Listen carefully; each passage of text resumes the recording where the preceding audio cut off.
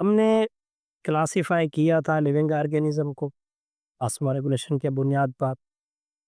अब osmo regulation in aquatic animal में कुछ फ्रेश होते हैं, कुछ मैरीन है। तो हमने यहाँ पे फ्रेश वाटर एक्वेटिक में कुछ एनिमल को पढ़ना है। तो पहला टॉपिक है हमारा एमोबा। देखिए, एमोबा एनिमल नहीं है, एनिमल लाइक है।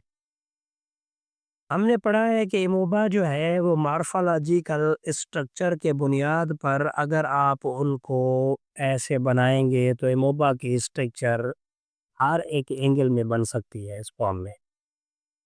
अब एमोबा में एक यहाँ पे न्यूक्लियस होता है, इसलिए इनका सेल जो होगा वो यूकेरियोटिक होगा। हमारा उसके स्ट्रक्चर के साथ ताल्लुक नहीं, हम सिर्फ ऑस्मो रेगुलेशन को मेंटेन करने के लिए पढ़ रहे हैं।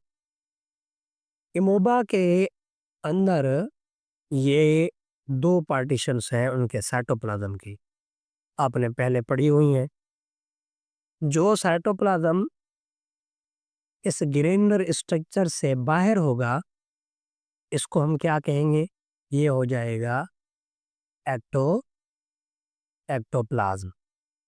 जो इस ग्रेन्युलर स्ट्रक्चर के अंदर होगा, उसे हम क्या कहेंगे? ये हो जाएगा एंडो एंडोप्लाज्म। यहाँ पे अगर ऐसे बड़े वैक्यूल हैं तो ये फूड वैक्यूल है, अगर ये छोटे वैक्यूल हैं तो इनको हम कॉन्ट्रैक्टाइल वैक्यूल कहते हैं। यानी एमोबा की बॉडी के अंदर दो किस्म का साइटोप्लाज्म होता है और दो अक़साम के वैक्यूल पाए जाते हैं। अब एमोबा कहाँ रहता है? फ्रेश वाटर में। फ्रेश फ्रेश वाटर में।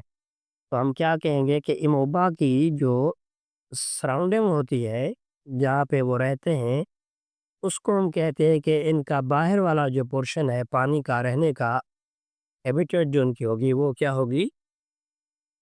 Hypo hypotonic hypotonic. अब हम हाइपोटोनिक किसे कहते हैं?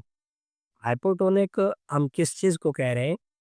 हाइपोटोनिक में हम कहते हैं कि भाई यहाँ पे एक वर्ड है लो और दूसरा होता है हाई। लो में सैल्यूट लो होते हैं और हाई जो है इसमें सॉल्वेंट पानी ज़्यादा होगा।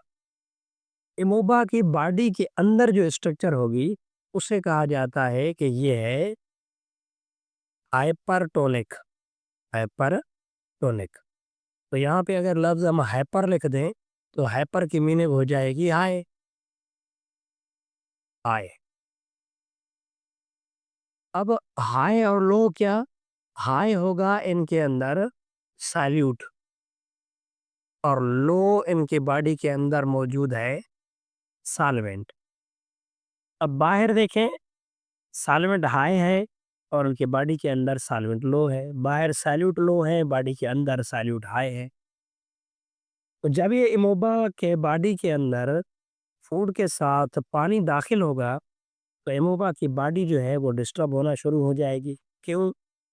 क्योंकि इमोबा की बॉडी के अंदर जो चीज़ें हैं उनमें उनको सैल्यूट हाई चाहिए, सॉल्वेंट पानी कम चाहिए, लेकिन बाहर से पानी जो है हाई सॉल्वेंट पानी के इनके अंदर ज़्यादा जा रहा है और सॉल्यूट कम जा रहे हैं।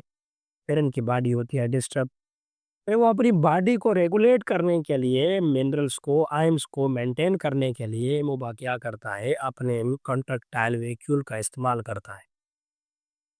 कॉन्ट्रैक्टाइल वैक्यूल की मदद से जो सैल्यूट उनको चाहिए वो रख देता है, क्योंकि उनकी बॉडी को यहाँ पे इंटरनल एनवायरनमेंट में सैल्यूट ज़्यादा चाहिए, वो अपनी बॉडी के अंदर रिस्टोर करके रख देगा।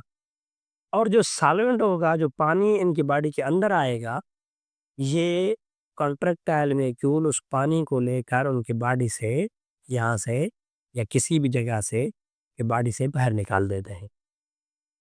तो जब ज़्यादा कंसंट्रेट वाटर की इनकी बॉडी से बाहर चली जाएगी, तो वाटर लो हो जाएगा और सैल्यूट हाई रह जाएंगे और इमोबा जो है अपने इस एनवायरनमेंट में आसानी से सर्वाइव कर सकेगा। अगर कभी कभार ये हुआ कि सॉल्वेंट यहाँ पे अगर ज़्यादा स्टोर हो रहा है इनकी बॉडी के अंदर, तो रिजल्ट ये होगा कि इमोबा जो है वो मर जाएगा, उसकी ग्रोथ नहीं होगी। ये 2 चीज़ें मेंटेन करने के लिए सॉल्यूट और सॉल्वेंट को मेंटेन करने के लिए वो कंट्रक्टाइल वैक्यूम का इस्तेमाल करेगा, ताकि बॉडी के अंदर सॉल्यूट और सॉल्वेंट सॉल्वेंट लो होना चाहिए और सॉल्यूट हाई होने चाहिए, ताकि अमोबा की बॉडी से ये जो कंट्रक्टाइल वैक्यूल हैं वो एक्सीज अमाउंट ऑफ सॉल्वेंट को पानी को बाहर निकाल दें और अंदर वाला जो सारा निज़ाम है इंटरनल एनवायरनमेंट वो कांस्टेंट हो।